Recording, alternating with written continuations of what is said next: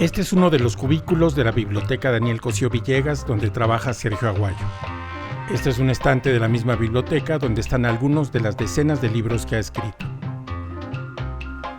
Este es un archivo de 5,000 páginas sobre un general represor y corrupto que ahora está analizando. Él es Sergio Aguayo. Guillermo y Gato Pardo, bienvenidos a mi casa, el Colegio de México. Esta es la Biblioteca Daniel Cosío Villegas. Hola, soy Guillermo Osorno, periodista, y les voy a contar esta historia.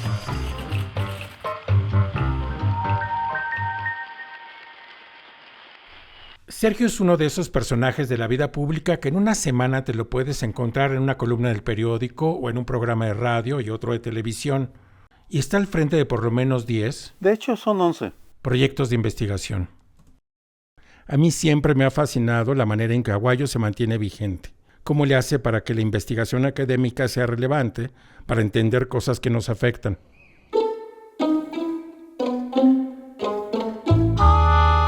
Sergio es de esas personas que tiene un pasado tan fascinante como su presente. Nació en el año de 1947 en la Ribera, Jalisco, municipio de Ayotlán, un pueblo en la región central del estado. La familia de su padre y su madre eran cristeros, mexicanos católicos que se habían levantado en armas para combatir las leyes anticlericales de los regímenes revolucionarios. Y lo que aprendí y lo que me enseñaron y transmitieron es que uno para existir debe estar dispuesto a defender aquello en lo que uno cree. Su padre los abandonó cuando Sergio era aún un niño. Mi padre representa lo peor de la Revolución Mexicana. Era un alcohólico irresponsable, amoral, que abandonaba mujeres a las que dejaba embarazadas y tenía la costumbre de casarse con todas. Entonces Sergio y su madre se mudaron a la capital del estado. Mi madre me llevó a Guadalajara cuando tenía 2 años. Me mandó a una escuela católica, muy católica, de monjas pellizconas. Luego entré a la secundaria pública y ahí me uní a una pandilla de barrio, los Vikingos de San Andrés, en donde fui profundamente feliz. Aguayo fue parte de un movimiento de jóvenes radicales de los 60 que pensaba que el cambio del país solo podía lograrse con métodos extremos. Hubiera terminado muerto o desaparecido como muchos de sus compañeros si no es por las lecciones que sacó del movimiento estudiantil de 1968. Yo estuve en la Ciudad de México en ese movimiento y me impresionó y me impactó la opción pacífica y decidí renunciar a la vía violenta.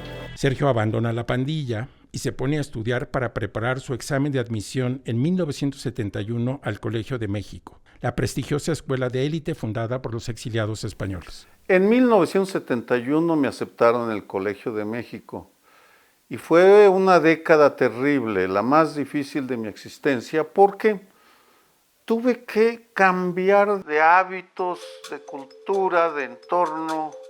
En 1974 se casó con Eugenia Mazzucato y ese mismo año llegó a la Universidad de Johns Hopkins en Estados Unidos para estudiar un doctorado en política exterior estadounidense.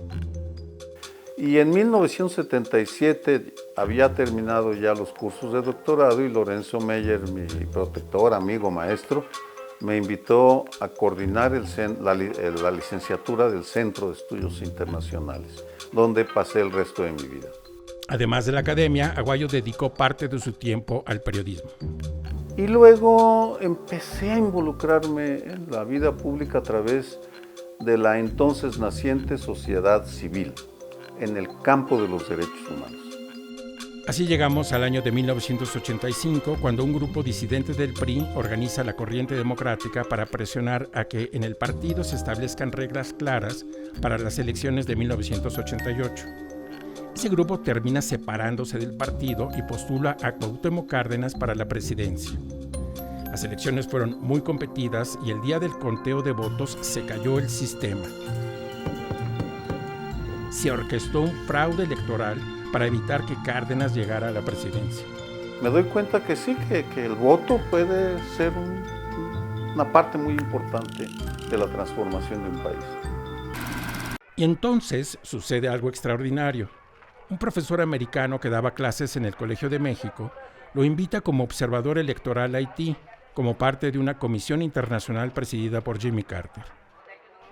Aguayo se da cuenta del poder de los observadores electorales y se le ocurre hacer algo similar en México, solo que en vez de observadores de élite, el grupo de Sergio Aguayo convoca a la gente misma. En San Luis Potosí en el 91 organicé, junto con el Centro Potosino de Derechos Humanos, la primera observación ciudadana. Desplegamos 300 ciudadanos y ciudadanas por todo el estado y sorprendimos al movimiento navista encabezado por Salvador Nava, al PRI y al país, porque súbitamente ciudadanizamos la lucha por la limpieza electoral. Como académico, Sergio Aguayo publicó libros como 1968, Archivos de la Violencia, sobre los ideales, actitudes y actores de aquel año tan importante, o La Charola, una historia de los servicios de inteligencia en México que vigiló a miles de mexicanos opositores al régimen. Pero su vida académica cambió en 2006, cuando Felipe Calderón le declaró la guerra al narco, iniciando una nueva era violenta. Aguayo modifica ligeramente el enfoque de sus investigaciones y desde entonces se ha dedicado a entender cómo interactúan el crimen organizado, el Estado, la sociedad y los gobiernos extranjeros, como un intento de explicar mejor nuestra época. Todavía demostrar la importancia, la relevancia de que la sociedad se organice para contener de diferentes maneras a los criminales. Y por tanto el seminario que coordino sobre violencia y paz es investigación académica de alto nivel, pero aplicada a problemas concretos. Actualmente, Aguayo está escribiendo una historia del crimen organizado en México y Estados Unidos de los años 20 a la fecha. Es un libro que se antoja mucho porque creo que representa la culminación de muchos años de trabajo. México tiene a los criminales más poderosos en la historia de la criminalidad en el mundo.